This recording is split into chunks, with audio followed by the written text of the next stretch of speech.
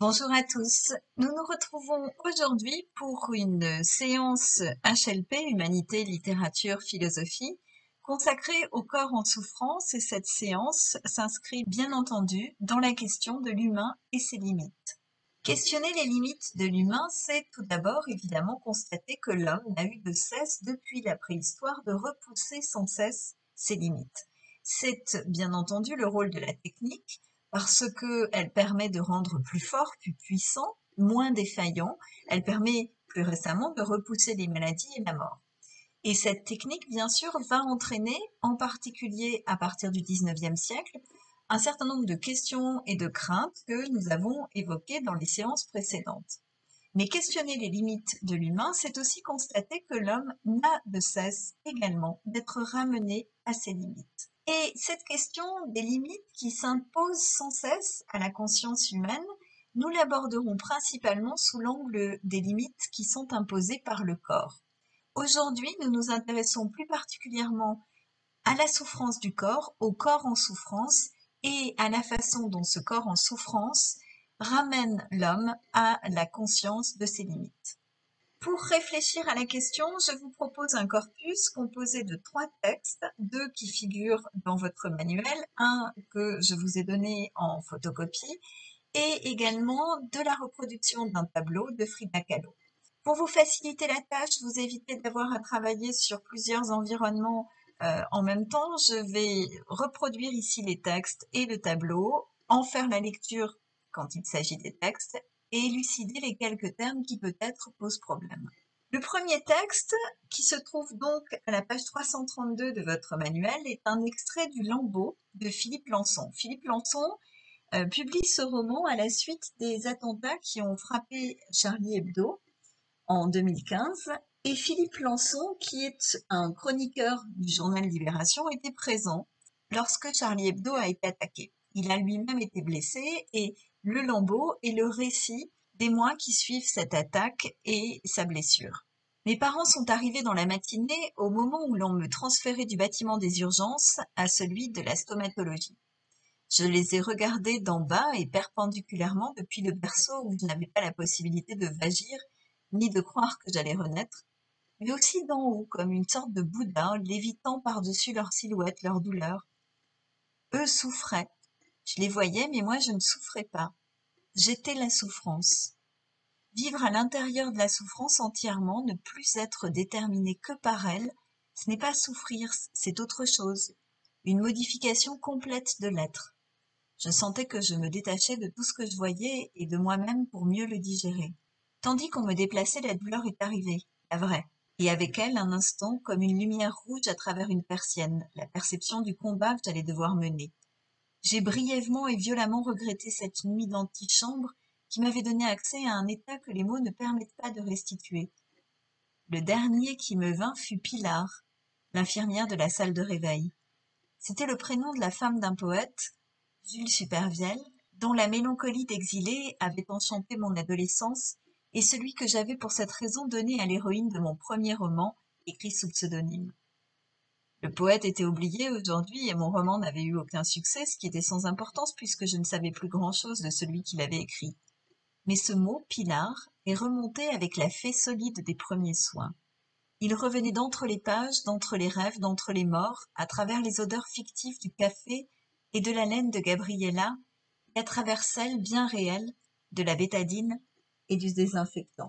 On s'intéresse très rapidement aux mots qui peut-être peuvent poser problème. Il y a tout d'abord le terme stomatologie.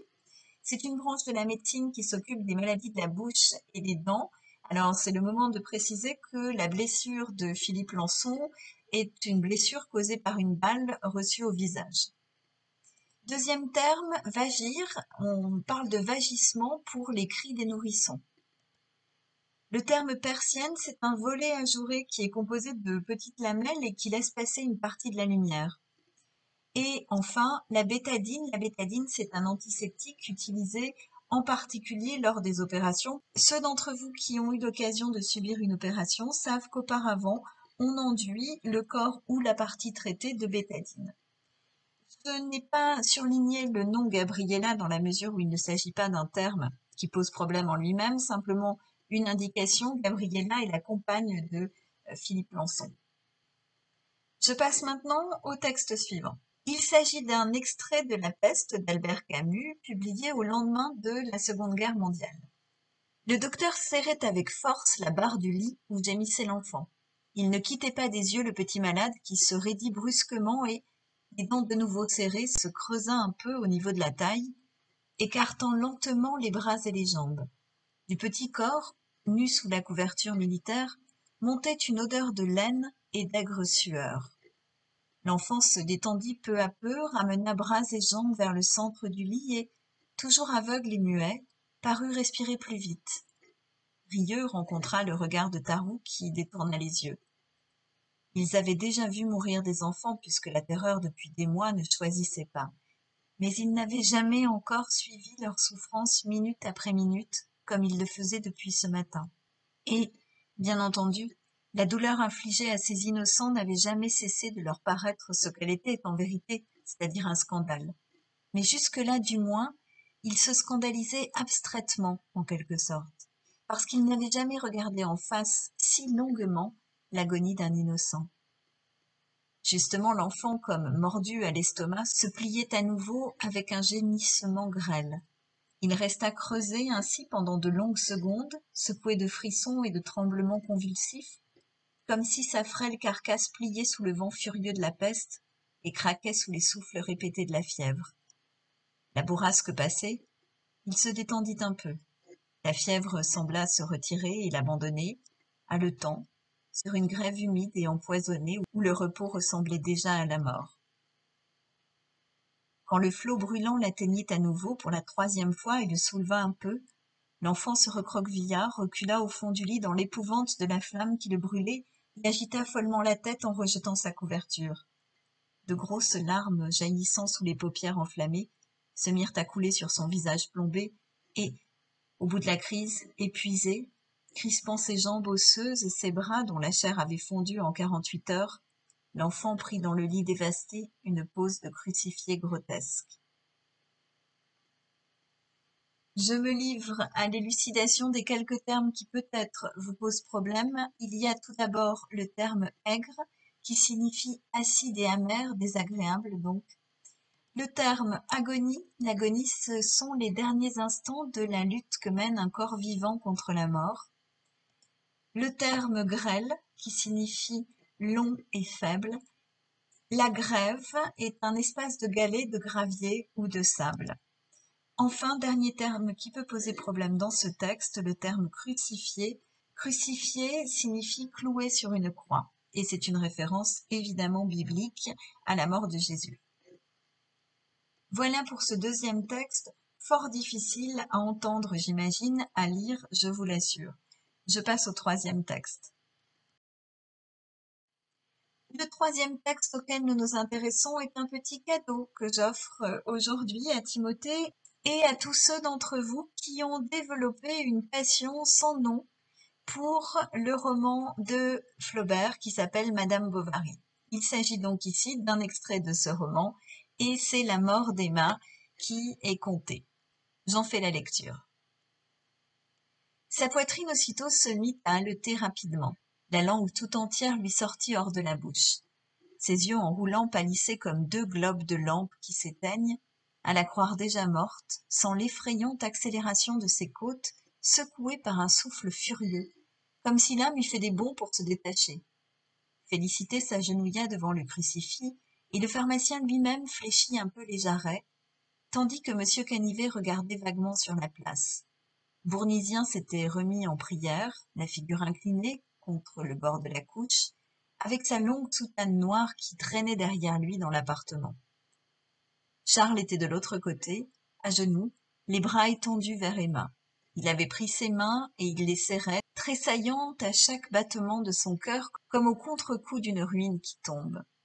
À mesure que le râle devenait plus fort, l'ecclésiastique précipitait ses oraisons. Elles se mêlaient aux sanglots étouffés de Bovary, et quelquefois tout semblait disparaître dans le sourd murmure des syllabes latines qui tintaient comme un glas de cloche.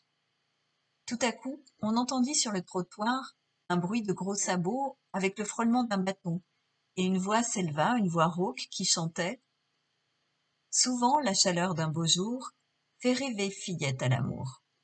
Emma se releva comme un cadavre que l'on galvanise, cheveux dénoués, la prunelle fixe, béante, pour ramasser diligemment les épis que la faux moissonne. Ma Nanette va s'inclinant vers le sillon qui nous les donne. L'aveugle, s'écria-t-elle. Et Emma se mit à rire, d'un rire atroce, frénétique, désespéré, croyant voir la face hideuse du misérable qui se dressait dans les ténèbres éternelles comme un épouvantement. Il souffla bien fort ce jour-là, et le jupon court s'envola. Une convulsion la rabattit sur le matelas. Tous s'approchèrent. Elle n'existait plus. Les quelques mots qu'il me semblait important de définir. Il y a tout d'abord le crucifix. C'est un objet qui représente Jésus crucifié. Les jarrets, ce sont les mollets. L'ecclésiastique, il s'agit d'un homme d'église.